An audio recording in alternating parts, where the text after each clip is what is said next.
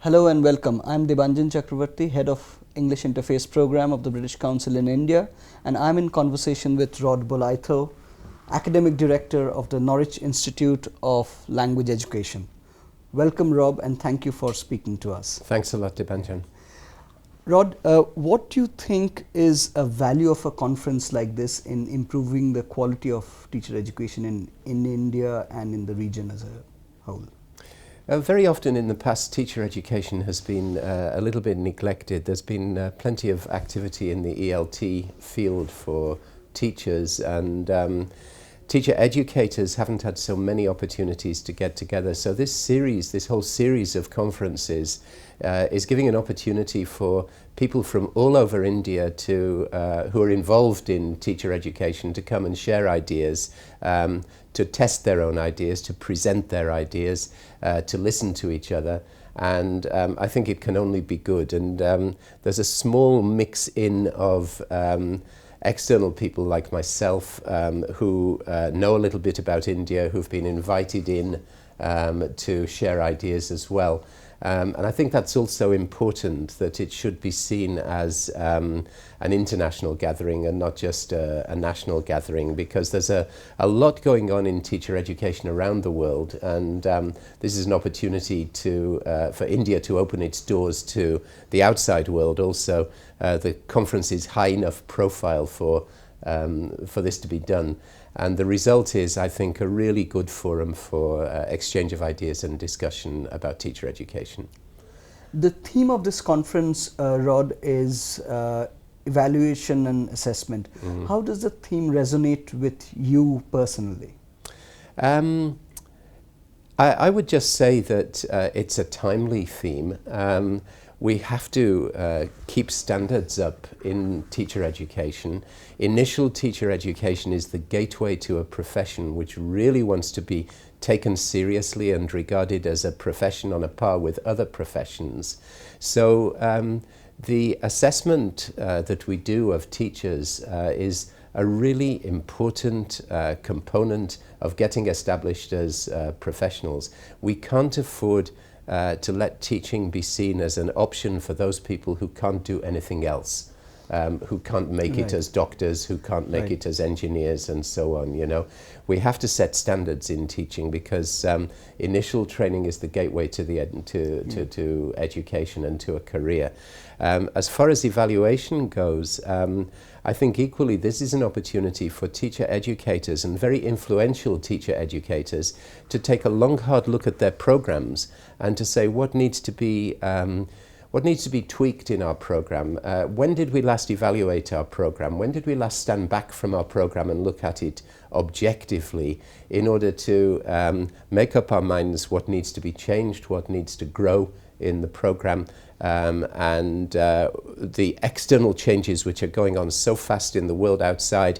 Is our program taking account of those external changes? You know, I think, for example, about the ICT explosion, about task-based learning, about learner-centeredness, and so on. You know, so all of these things come under the microscope in a conference like this, and I think this is a very useful forum for people to reassess and re-evaluate what they're doing. Rod, you have been involved with the British Council for a number of years, especially your work in South Asia region in India. Currently, you are working with us on developing a continuous professional development sort of suite of research materials and publications. And you're also aware that in India there is a lot of discussion, as you sort of mentioned just now, about quality in teacher education because of the Right to Education Act, the National Curriculum Framework guidelines, all of that.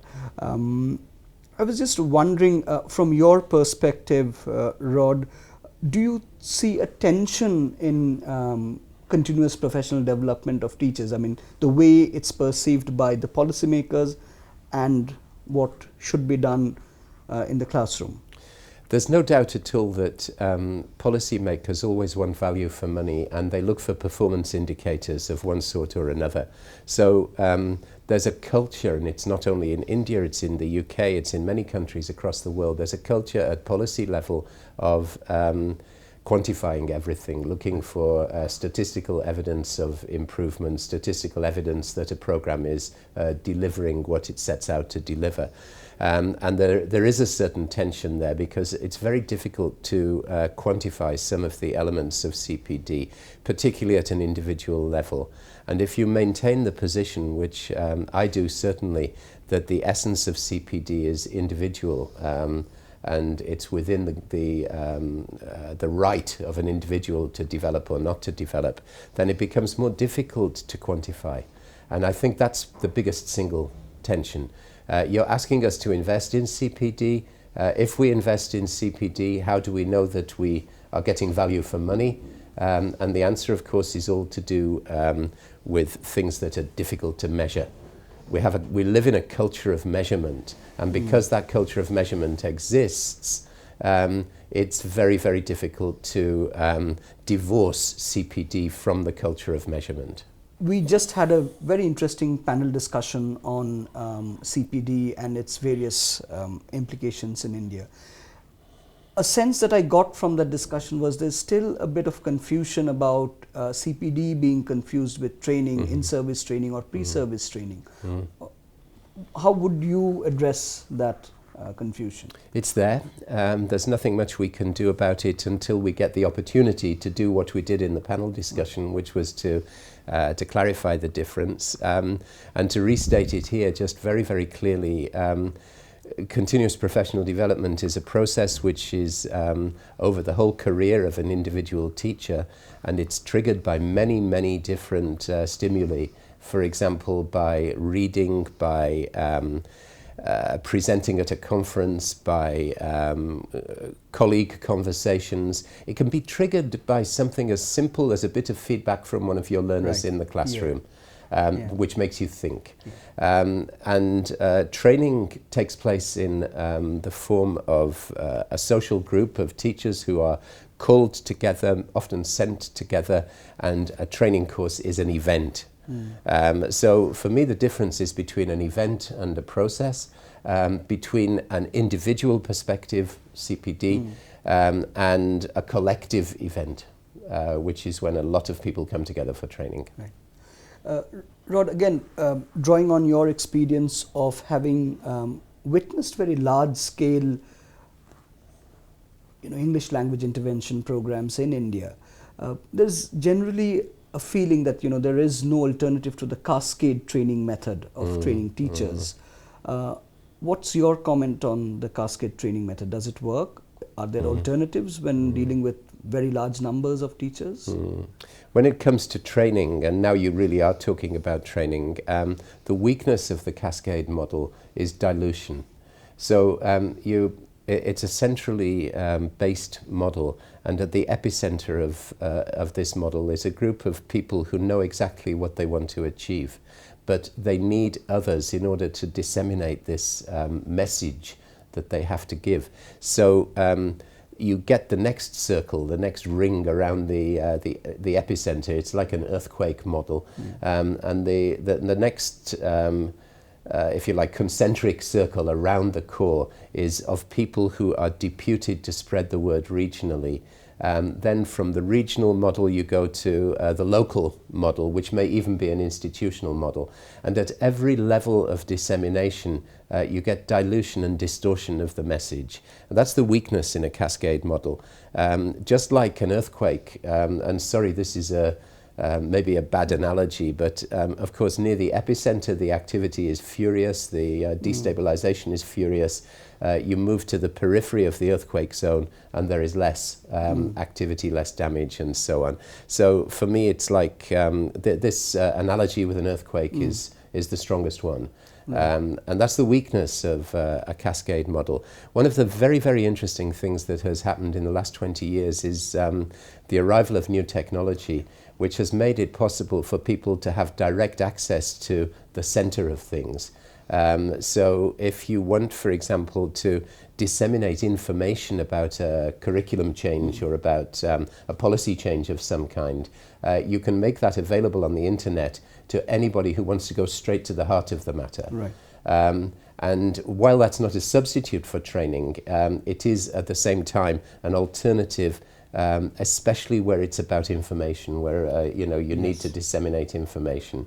When you need to talk about practice and to work with teachers on practical issues, you probably still need the face-to-face encounters. Right. You spoke about technology, the role of technology in training. Is there a role of technology in continuing professional development as well? It's one way in which people can have access to developmental opportunities. So if you think about, for example, the British Council's Teaching English website, and the discussion opportunities, the webinars and everything else which are taking place there now.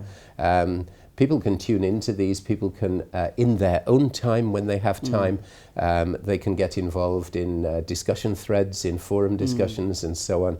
So I think there's a tremendous amount of, if you like, supplementary opportunities through websites, through ideas which are disseminated through ICT, and these contribute to an individual professional development, but they're not a solution to a total solution to professional development. Coming back to the point of technology again, Rod, I was just wondering, you've worked in development contexts in developing countries across the world. And in many of those countries, including India, we seem to be existing in the 19th century and the 21st century simultaneously. And there are big challenges around technology as well. There are technology divide. I mean, the great technology divide in India is case in point. How do you think this can be addressed, especially with regard to language teaching, training, education training as a whole? There's been a big experiment, you probably know very well about it, in the project in Bangladesh, where mobile phone technology has been used as a way of disseminating ideas. Even lesson plans and so on have been sent to mobile phones. This is an opportunity, I think, especially with the new generation of mobile phones which allow you to access the internet and so on. This is a real opportunity. You don't then need to plug in all the time. You don't need to be at a PC, at a desk. You can be having dinner with your friends. You can step out for a moment. Oh, crumbs, there's a message, And this kind of thing is a lower cost alternative to computer networks, which can be very expensive to establish within rural schools, within rural communities.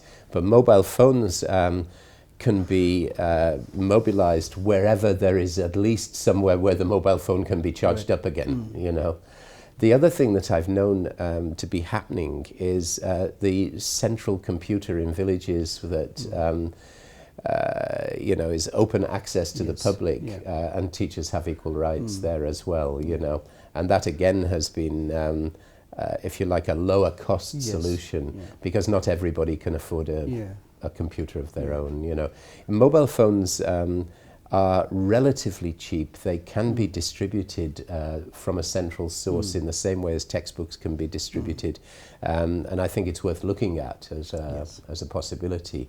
I don't know how well it's working in Bangladesh at the moment in the project. It's working reasonably well. In fact, we have been in conversation with Open University and getting those suite of products or adapting them certainly to West Bengal. And currently I'm sort of working on a project to develop the audiovisual materials for teacher development and for teacher training. And how we distribute them, what kind of medium we choose is still under discussion. But we are getting there. Oh, that's great news. And in conversation with Open University English in Action project. Oh, that's great. Yeah, that's good to hear. Thank you so much for talking to us, Rod, and as always, a huge pleasure speaking to you. Thanks a lot. Thank you. Thanks, Devanjan. Thanks.